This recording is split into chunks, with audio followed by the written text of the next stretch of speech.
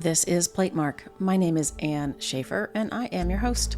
Platemark is a podcast about prints and the printmaking ecosystem. We're talking about fine art prints, usually limited editions, although not always, etchings and lithographs, screen prints, and relief prints. In this 5-part mini-series, I'm talking to 5 artists who were selected to be included in an exhibition called 5x5 that was part of Print Austin's Winter Festival this year in 2024.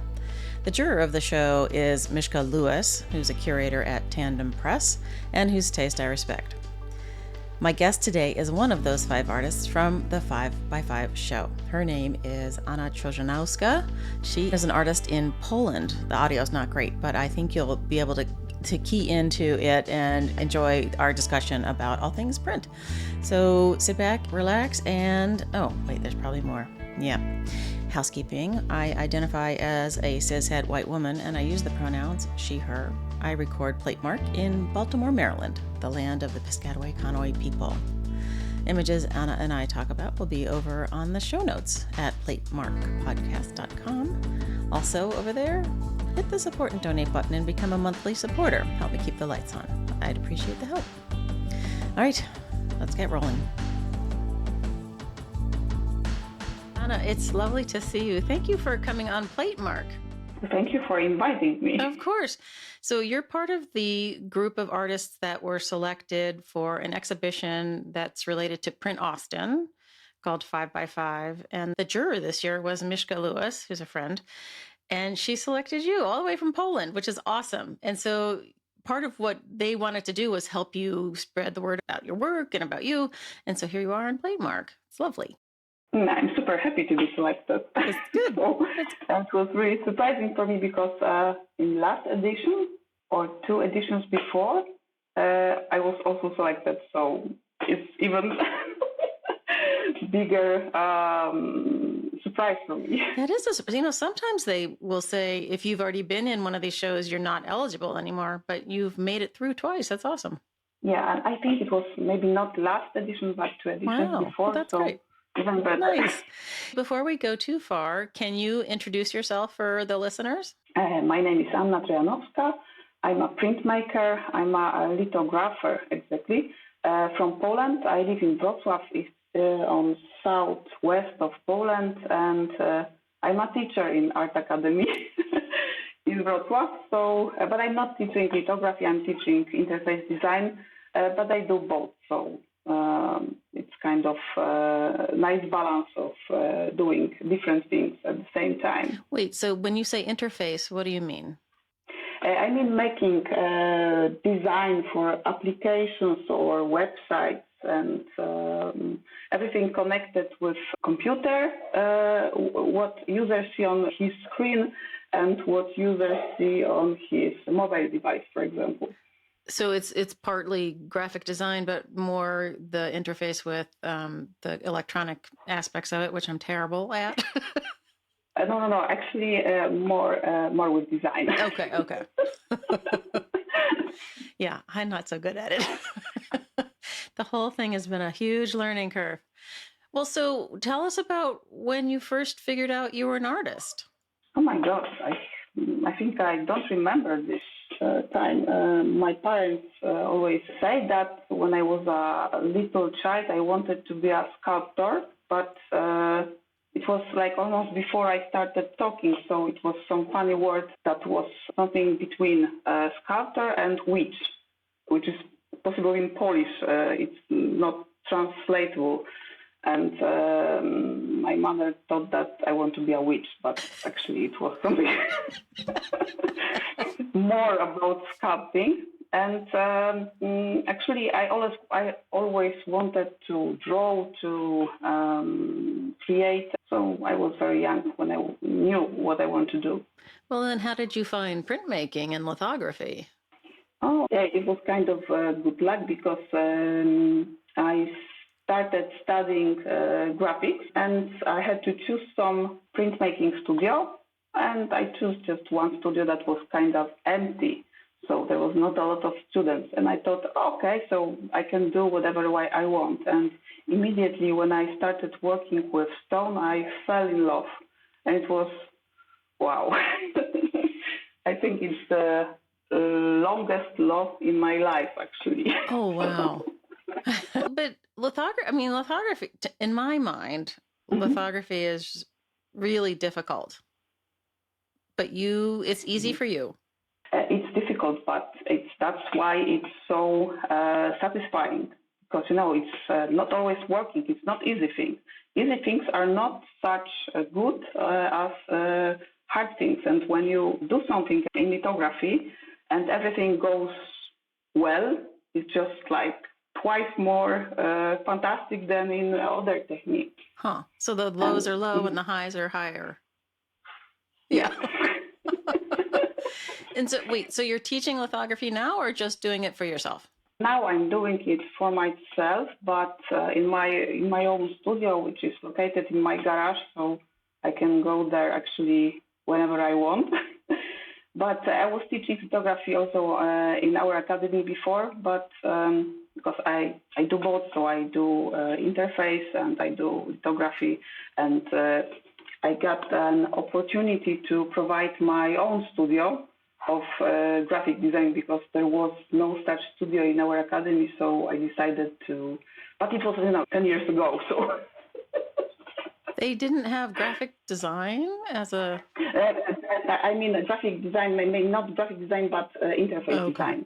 Yeah, so it was a kind of new studio, and that were my skills from the beginning of millennium, because I'm working in this field right now 24 years. So the dean thought that, Anya, you will be a good teacher.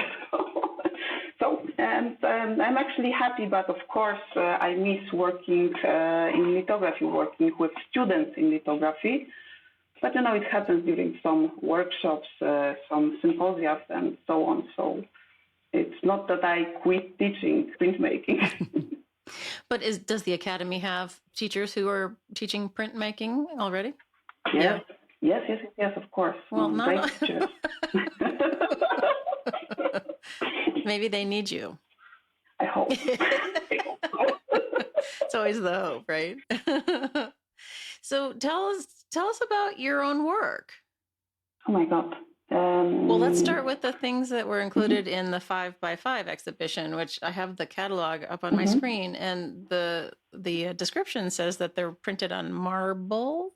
Yes, because during my doctorate, I started exploring possibilities of marbles, and actually in lithography, and actually they work exactly the same as regular limestone or lithographic stone, same used in lithography, but it's cheaper and. Wait, so the line says lithograph on Carrara marble, but what that means is that instead of a lithographic stone, as you might imagine, you're doing it on marble. I thought you were printing on marble. I was like, what is happening? Of course, it's possible, but no, it's a matrix. So it's a matrix, and I'm working on the same stone for over 10 years right now. So it's the same marble. I have only one stone in my workshop, and it's enough. Wow. It's actually more than enough, because you can do it stays all the time on the press. So I have to print edition and destroy the matrix to do another drawing. So it's like proper. I have to be sure that I just finished. Well, so the images that are included in the show look like they have, well, not all of them, but the similar background, in that some of the elements have shifted a little bit. So you're reusing the same drawing and scraping away. I don't know how you clean part of a litho stone. Actually, this series is based on old images that I made like a few years before, or 2 years before. And the images are, all the editions cut in stripes and rearranged. Oh. Because I just wanted to change it. It was some kind of rhythmic things. The name of the series is echolalia. And it's a kind of disorder that appears in people with autism. And my brother is autist, and he repeats phrases from advertisements, from music, but sometimes it has some sense, but mostly not. It's a way of like communicating or not communicating, just repeating things. And I just wanted to try doing things like he does, but he does it like vocally, and I tried to do it with visual language.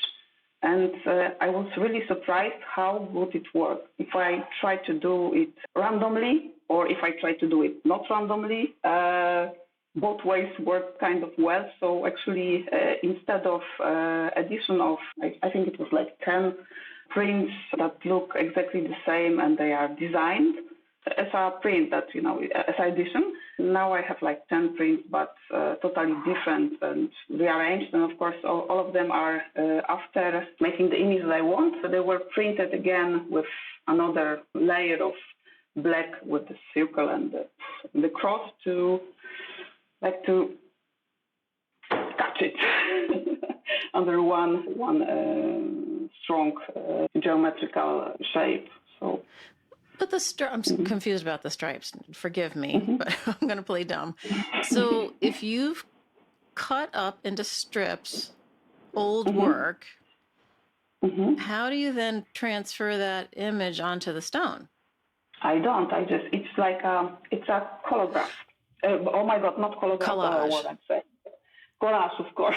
Oh, those are real strips of paper, and then you're printing the geometric form on top of the whole thing. Yeah. Okay. Yeah. So it's like stick to the papers. That's why the papers are like quite heavy, because it's like not because it's heavy, because of glue and because of all those layers of everything. So it's like between print and object right now. I think that's good. I like it. And there's also this quite wide border of white underneath, which helps you see the strips more easily, because it's on the image that I have. I can't get it very big and it's hard to see. So I'm sort of trying to like dig and parse it out and figure out what's going on.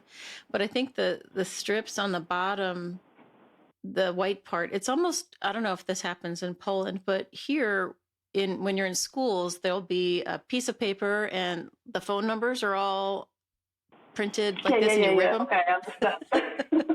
I don't know if that makes any sense with your work, but that's what I'm getting. No, but I have to think next time about something like this. All right, you can't yet. This is also, you can't control what I bring to the work, right? But the feeling of all of those pieces of paper, I think, I would have to say probably enhance the idea of the repeating pattern that you're trying to echo from your brother. And I think that part is working. Oh, I'm super happy because, it's like sometimes it's intentional, sometimes it's not. This time it's intentional, and this time I tried also to transfer not music but sound onto image. And, it works for me, but people who see those prints can say if it works for them, because it's something that I cannot predict. I'm trying to give some visual communicate, but I totally. I see them. I see the sound coming through there. I mean, I'm getting like phases of the moon, diagrams, scientific sound waves, vibration. Like it's all in there. It's kind of crazy. And it's all about repeating. Yeah. Just like printmaking. Ooh. Conceptual circle. There you go. And then what is is that your stamp along the lower part? Is that a spiral or just a target?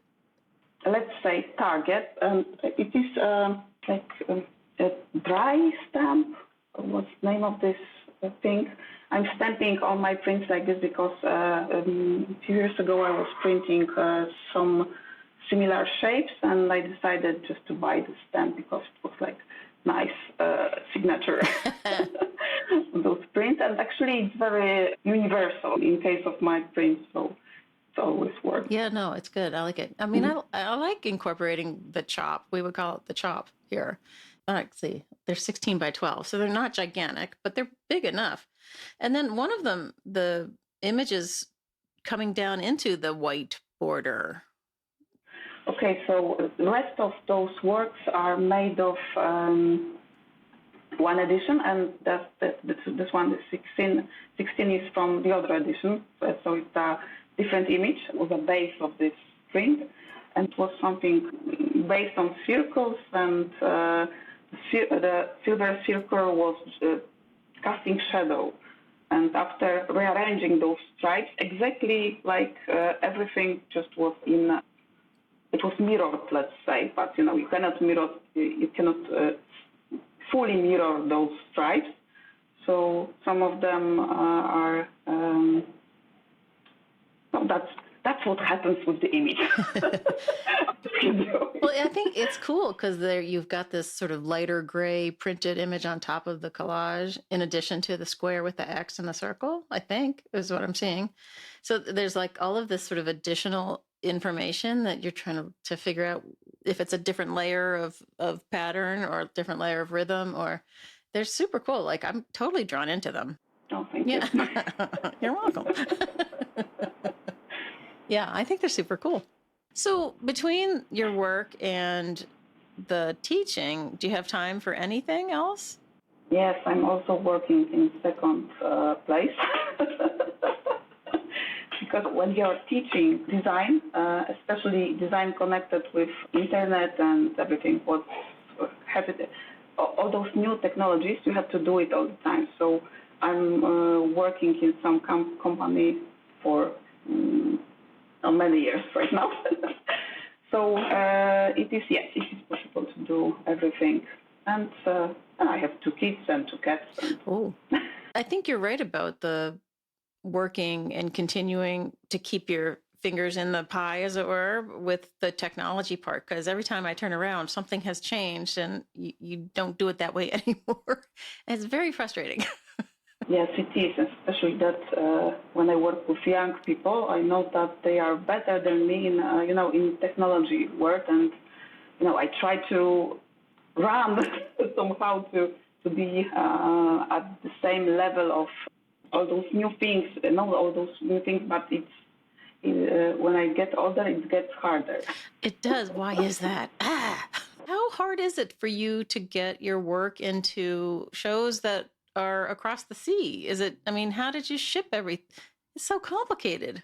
Actually, when you do it for many years, it's not very complicated, but sometimes you have bad surprises.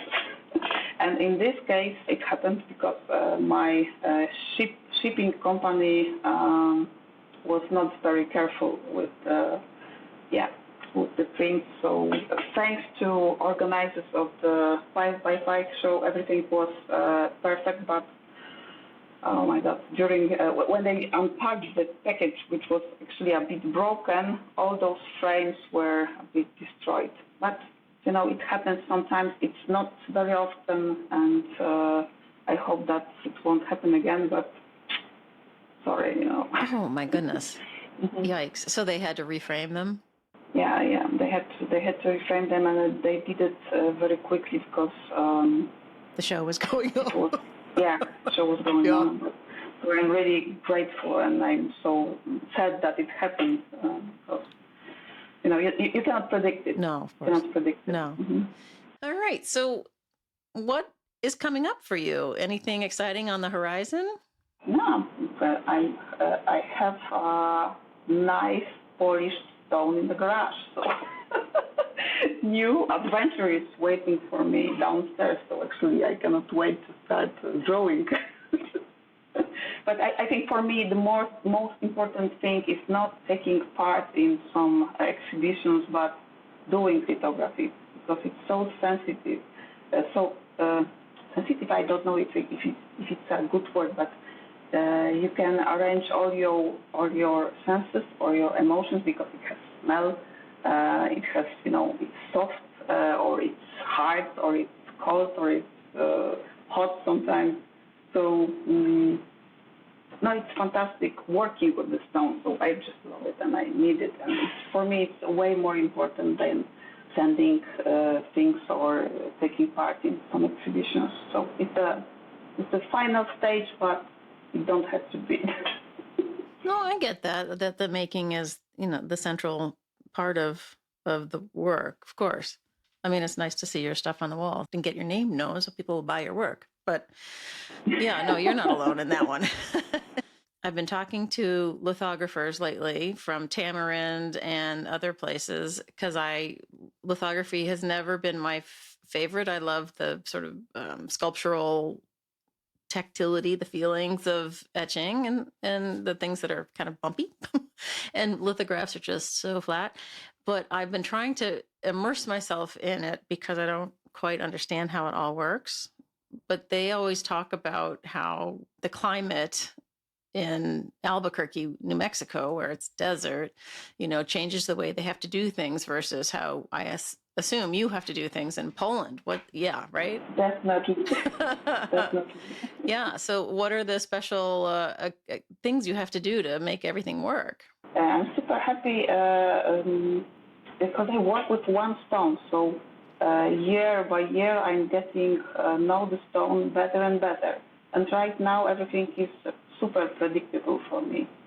So you learn the matrix, you learn your stone, like you learn people, your friends, for example.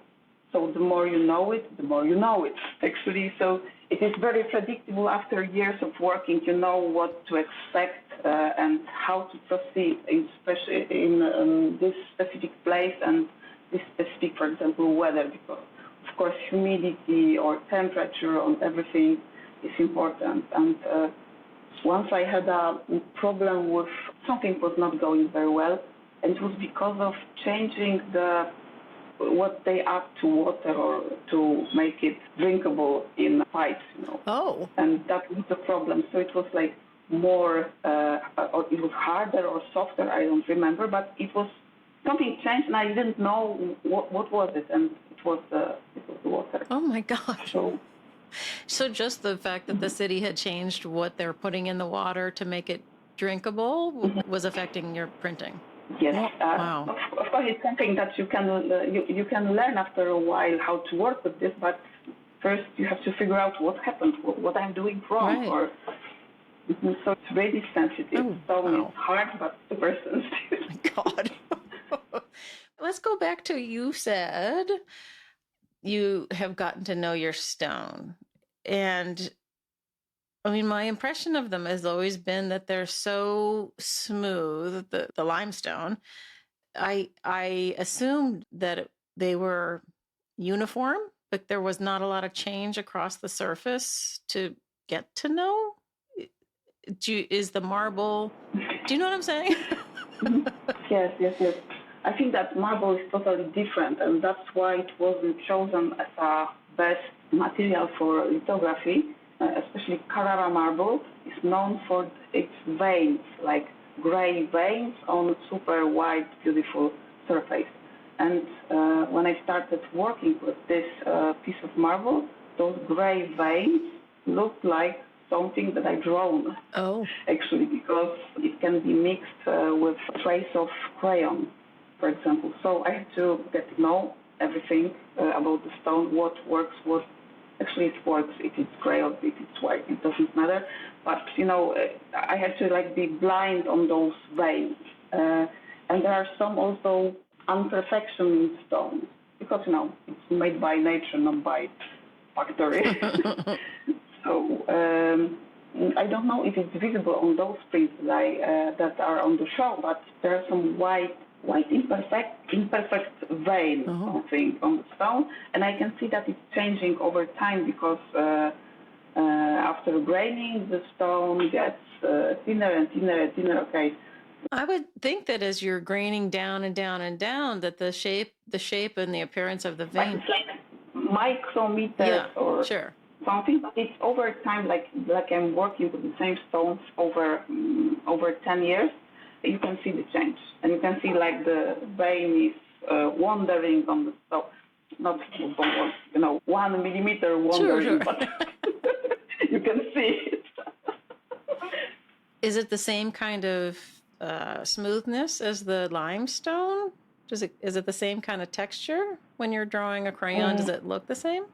Actually, it's a bit different, especially when you work directly after working on limestone. You can see that marble is a bit colder and a bit harder, but it's a feeling. Actually, it is harder because it works like the hard limestones, or because actually it is limestone, but way, way older, like 100 million years older, because it's compressed, so the structure of the stone is crystallic, and sometimes when you work on when special ray of light falls into your studio and you work on a super white marble, you can see like your drawing is like flying a bit over the surface, because it's a bit translucent, so it's a fantastic thing that you can work almost over the stone.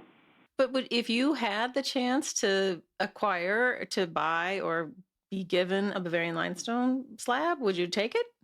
No. Oh! No, this is my friend, actually. Yeah, for many years, and I really know how to work with this stone. And because I have small studio, and I noticed that I really don't need another stone to do everything what I need. So I know that many workshops, especially workshops that many lithographers work, need to have many stones, but I'm one person and one stone. What more? What more do I need? So it will only take place. And what for will this unprinted matrix wait for? So I have to print it and do another. So I think it's very comfortable for me even. Have you had a chance to work in a larger studio with multiple people? And Yes. Mm-hmm. Yeah, a few times I've been on some residencies, for example, or when I was working as a student, and then when I was working as a teacher in academy, I was working with a group of people, of course. It's nice, but sometimes it's like when I put something in one place and I cannot find it in this place because people walking and doing things with stones or with some sponges and everything. So sometimes those surprises are nice, but in most cases not. Well, yes, and you experience that at home with the kids, right? Nothing is ever where you leave it. When I have two boys, and they are in their 20s, and when they left, the things were still where I left them. I was like, this is weird. I don't know what to do. It was so funny. Oh, God. My girls are totally not interested. This is one. Yeah, I see. Younger. Are totally not interested in my workshop, so I'm super safe there. Nice. Well, that's good. Probably, in my case, it's just like I have. It's not bedroom is not my room. My room is garage, actually, because I'm sitting there and working there almost always. And kids are not really interested in what I'm doing there. And for them, it's something totally natural that mom is wearing some black apron and not cooking, but doing some stinking stuff in garage. Is the chemistry the same as with the limestone, or is it a different? It's the same? Yeah, it's the same. Yes, it's the same. And actually, you treat the marble stone same way as hard limestone. So you can etch it more, but actually there's no need to etch it more. But if you want, you can etch it more, because it's stronger than the regular limestone. I always think marble not soft like soapstone, but soft-ish. I don't think I realized it was harder than the limestone. I never thought about it. Huh. Weird. Yes, it is. And, it's super cool. But there's one thing that is better when you work with limestone. Limestone is soft inside. Let's say it's like it has soft structure. So if you want to scratch something, the scratch is very smooth. And when you scratch in marble, you scratch in marble actually. So it's like scratching in the glass, or maybe not in the glass, but something similar. But you're not trying to actually not carve, but scrape so that there's a actual scratch. No, of course no. Yeah. So sometimes you need to in some cases you need to scratch something. Sure. To make like a But then do you have levigators, and how are you clearing the image? I have another stone, and I'm just, one stone for drawing and one for graining, and I'm doing it on my press, so it's not a good thing. But I learned to do it that way, not a lot of water is going to the press bed, so it's clean and it's not very wet. Wait, how do you do that? I'm putting, one stone and water all the stuff and. But don't you need water? Yes, I need, but not too much. Really? Yeah. Huh. When you have to do some things, you try to do it to not destroy the press, for example. So. Right. And it's there and it's working, so it's not destroyed at all. Is the stone too heavy to move? I can move it with another person because it's 60 centimeters on 80 centimeters and quite heavy. But it's possible to move it, but there's no need to move it because anyway I don't have a graining thing, so what for? Right. No, you made it work. It's good. And as the stone becomes thinner and thinner, the more you use it, the less likely it will break because you're never lifting it, right? Yes, but actually this is not fully, let's say, marble slab of. It's not fully a marble object because the top layer is a slab of marble and it's glued, sticked to granite, which is super heavy and super strong and super it's perfect for that kind of work actually because it's really unbreakable and stable stone actually. So that those two elements stick together works really well. Did you glue them together or did you buy it that way? No, of course not. I didn't buy it.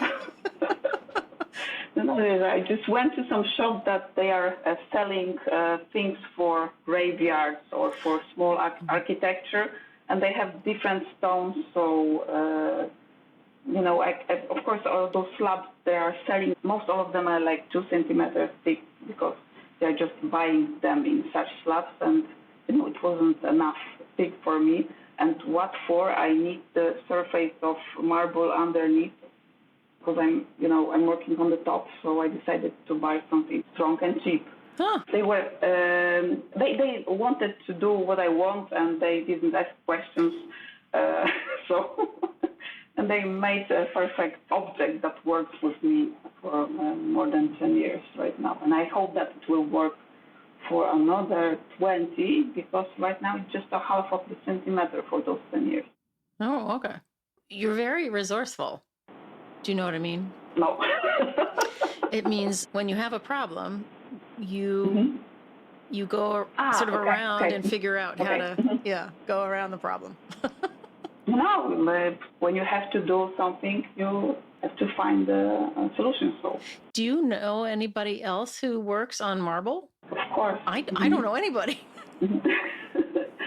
There is I think, how did I know about marbles in lithography? Because marbles in lithography were always, because even Zonnefelder in his super well-known book made some tests on marbles, but in that time marbles were way more expensive.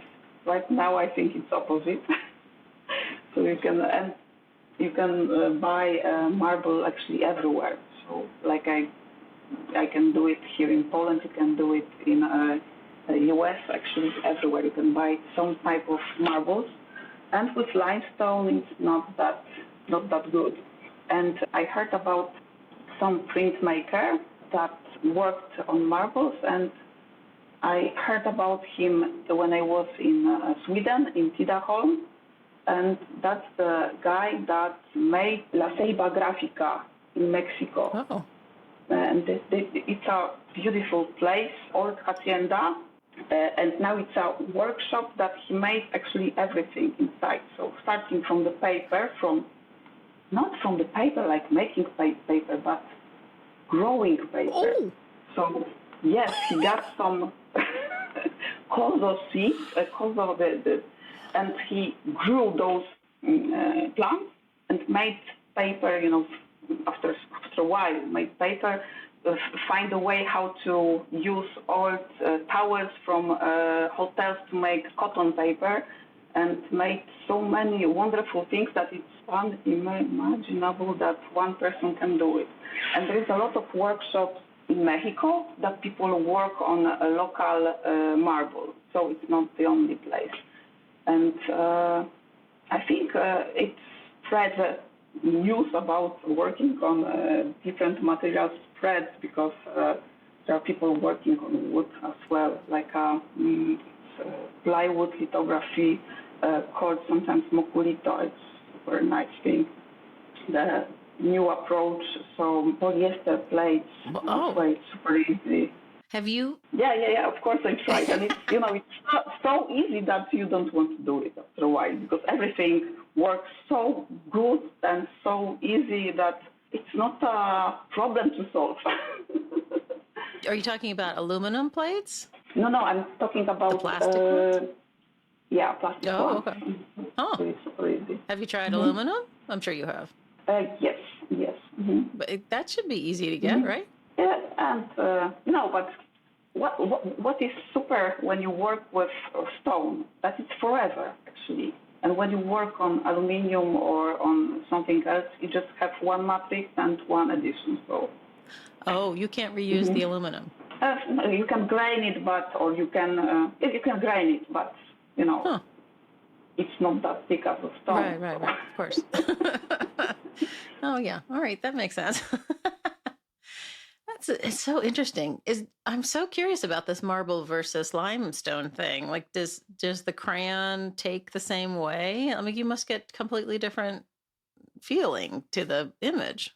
I was really surprised when I made some first tests. I was really surprised that there is no difference. Oh wow! There is no difference, and you can work exactly with the same materials, with the same tools. And one thing that you have to get used to is the color, because it's different. It's like crystal thing. The marble stone is like crystallized a bit, so you can see like it appears a bit differently than when you work on regular limestone. Right. Well, that makes sense. Oh, God. If you could set up a second technique in your workshop, what would you do next? Mezzotint. Wow. I did not expect that. Yeah, actually, I would love to, but I have no Italian press in workshop. Sure. But actually, I think I would like to, because it's like you work on usually on smaller plates, and it's a different way of concentration. Yeah, so I think I would love to do it. Okay. I made some little metal things on residency 2 years ago, and before when I was a student, and I think I like it, because it's also a similar thing that's in lithography. So you have to rub the plate for a long time. Nothing happens. You just got more and more, tired. And it's nice because then you feel it that, okay, it would work. Yes, right. Yeah, watching people rock those plates, my God, it just goes on and on and on. We're having Carol Wax on the podcast, and as we're recording this, I'm dropping her episode in 2 weeks or so. Yeah, the queen of mezzotint, and she's, just has so much information in her head. It's crazy. The history, the gauge, how many different kinds of gauges, and oh my gosh, it's crazy. Yeah. I'm super happy to work in our academy with Chris Nowicki, who's also a super master of mezzotint, and it's always nice because he shows us beautiful prints from all over the world, because he has connections with Chinese printmakers, and actually every printmaker probably in the world. And he's so skillful, and he's like a fantastic teacher, a warm, fantastic teacher. So maybe that's why I would like to do mezzotint as well. Mezzotinters are a special breed. You're working backwards, but you're also working dark to light. Like, it's a whole, brain twist. Oof. Yes, but actually Actually, that's nice in lithography that you actually may do method in lithography. What? So you can work that way. Oh, Yeah, you manière can noire. Yeah, exactly. So actually, it's super similar. Of course, you're not rocking the stone, but you're graining the stone, but the effect is kind of similar. And you can also do it this way, but I think I would like to try the metal one. When you're doing manière noire in lithograph, what's the black? Is it a touche or is it, what are you coating the surface with? Mm-hmm. In my case, it's asphaltum. Oh. So, did not expect that. Because, wait, the asphaltum acts like the crayon and the ink will stick to it after you treat it with the whatever that stuff is? Actually, you can mix like asphaltum with printing ink and put it on the stone or rub it in the stone and then scratching it. And it's enough to etch afterwards. Oh, wow. So it works very well. I did not know that. It's not my favorite technique in lithography, but of course I tried. Yeah, no, of course. Of course. Nice. All right. So is there anything else that we haven't covered that we should talk about? More about your own work or? You know, if I want to say something about my works, I know that it's something that people expect me to do, but it's why am I lithographer or why am I printer or why in general I'm a visual artist? Because I do visual things, and that's why I don't want to express it like in a way of saying or singing, because my language is a visual language. So every time when I try to explain what I'm doing, I feel like a, let's say, writer who has to draw his book, for example. So it's like translation, and I'm sure that always there's something that will be translated wrongly. So I prefer leave my works without the comment, because I hope they're commenting themselves, or they don't. But it's their work, not mine. Yes, I have talked to many artists who feel the same way, but I think sometimes people need a little bit of a guidepost, like a little direction, I mean, not that I want you to give me a dissertation on your work, but I think people, especially when it's abstract, like your work is, I think they could go, oh, it's just pattern or just abstraction, but there's more to it for you, Mm-hmm. But I think it depends on your sensibility or on your way of getting visual things. Because when I'm looking at, for example, Lewis' works, I have great emotions, great feelings, and they speak to me in many ways. And I don't need no one to explain me, because I just love the composition. I love the image. I love the concept. It works with me. So I hope that sometimes my work with someone similar way. They make some kind of emotions, but not everyone likes cookies, for example. So. I feel like with the prints that are in the 5x5 show that are reflecting something similar to your brother's experience with echolalia, which I had never heard of until I read it here. Just that little bit of information makes all of the visual parts make so much more sense, like it's just a little like, by the way, think about it this way, and you're not telling me what to think. You're just helping me understand your motivation, I guess, in making it, which was helpful. Yes. Yes, actually, I noticed that, especially titling works can help a lot, or can destroy, what do I want to say. So, this time it was like kind of direct. So maybe not super direct, because not everyone knows what is echolalia, but it's kind of direct way to show what is it. And actually it's easy to imagine when you see the work. Yeah, no, I think you're right. I don't think echolalia is in the sort of common language of all of us, unless we've known people that have it. And when I look at the title, I could imagine you made up the word. You created it yourself, just as like something that draws everything. Nice words, by the way. It's a great word. Yeah, exactly. But then, suddenly you're like, wait, that must mean, let me look that up.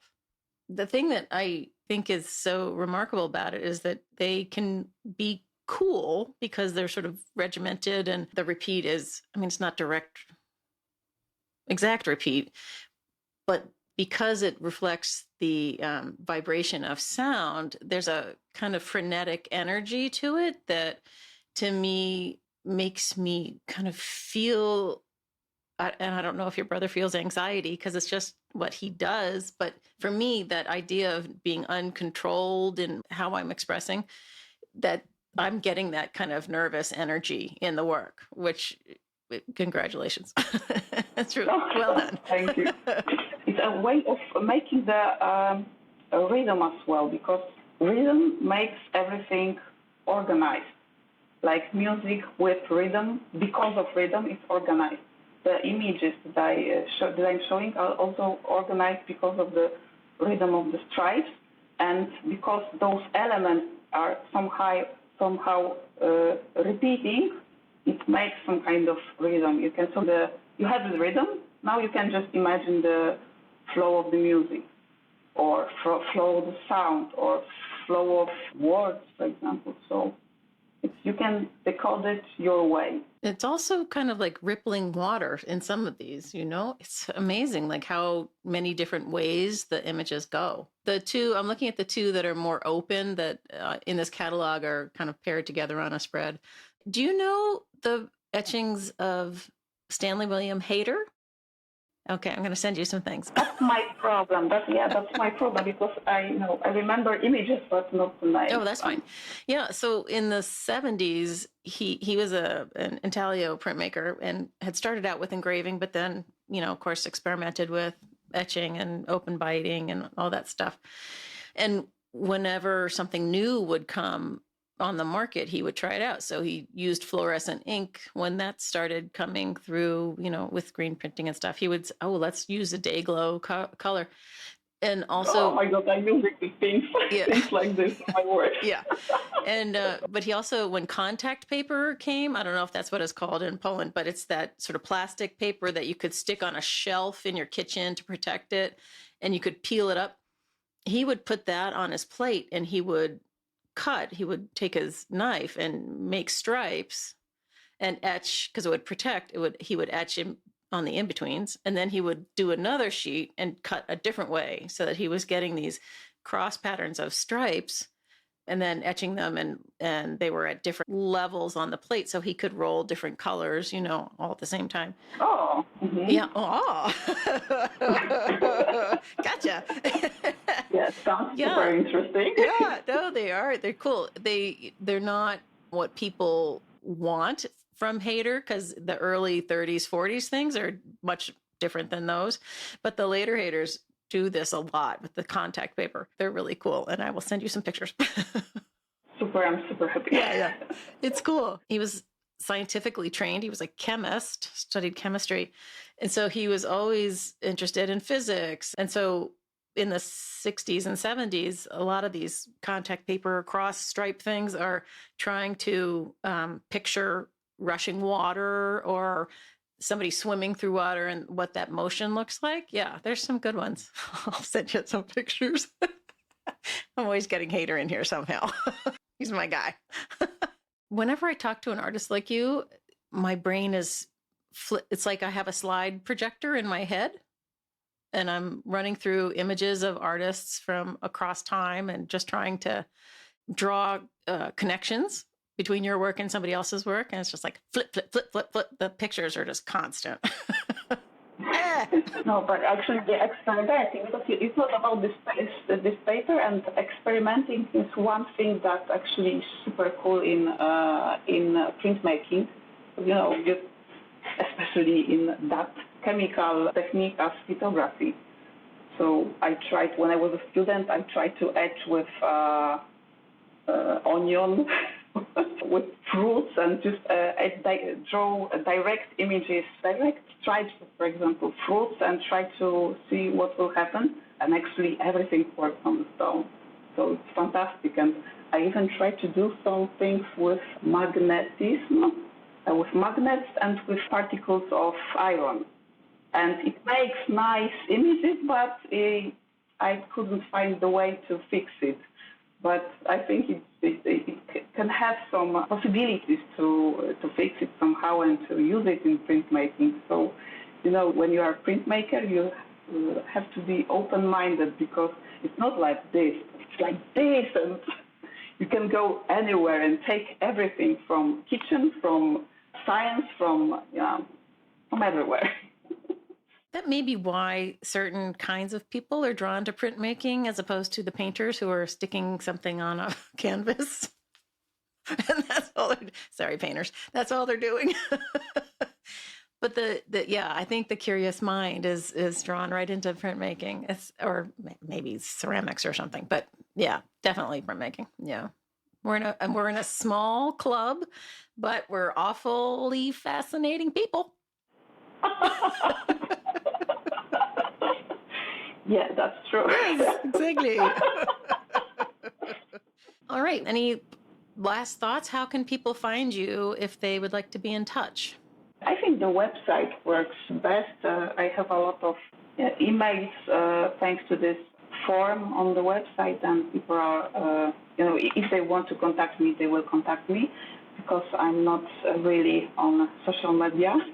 I noticed. So, yeah, it takes time to put something, then to write something, then you have to follow and keep seeing if people like it or not. If they like it, you are happy. If not, you are not happy. And I don't need it in my life. So. You're very smart. I'm very lazy. It's what I refer to as a hamster wheel, which is, when you have a little pet hamster and you have one of those things and they run and never stop. That's what social media is like for me. Yeah, for me as well. Yeah. Of course, I'm scrolling all those walls all the time, but I'm not putting anything. But that, for an artist, that's how people are getting their stuff out there now. So you're one could make the argument that you should be posting things. Yes, probably yes. But actually, I'm not about showing my things in that place. If someone wants to do it, I have no problem with this, but it's not about this part of my activities. I prefer to do things, to show them and compare them in real places, not on the website or not on the social media when it goes close, just up and down, and no one will notice it between cats and teeth. That's fair, but yeah. I can make an argument both ways. All right, Anna, it's been lovely talking to you all the way from Poland. It's crazy. I can't believe we can do this. And I wish you the best of luck with your work. It sounds fascinating, and I am going to keep in touch because I love what you're doing. Oh, thank you. I'm really happy that you like it, and I thank you for a super comfortable interview. Oh, good. Thank you for listening to this episode of Platemark with Anna Trojanowska, part of a mini-series that I'm doing with 5 artists who were selected to be in the 5x5 show, part of Print Austin this year in 2024, juried by Myzska Lewis, one of the curators at Tandem Press. I hope you enjoyed it. Anna's a delight. I had a really fun time talking to her, and despite the audio, I think we had a great combo. Okay, thank yous as usual. Go out to Dan Fury of Extension Audio for helping me with, that audio thing. And a first round at editing. He's also the mastermind behind my new multicam look on the interviews on YouTube. So if you haven't checked out the visuals, go over to YouTube and take a look. Thank you also to Michael Diamond for the use of his original music. Always appreciate Uncle Michael. And also a thank you to Skip Barnhart and Lee Turner for their studio sounds they sent me to be put together as our top of the show entry soundscape. Sounds from the studio. All right. Is there anything else? Oh, yeah. Go over to the website for this pod and hit the support and donate button. Become a monthly supporter and help me keep the lights on. It's just me doing this, and as you know, well, you may not know, it's a fuck ton of work. Okay. Also, the images are over there as well. So head on over there, platemarkpodcast.com. You guys know all this.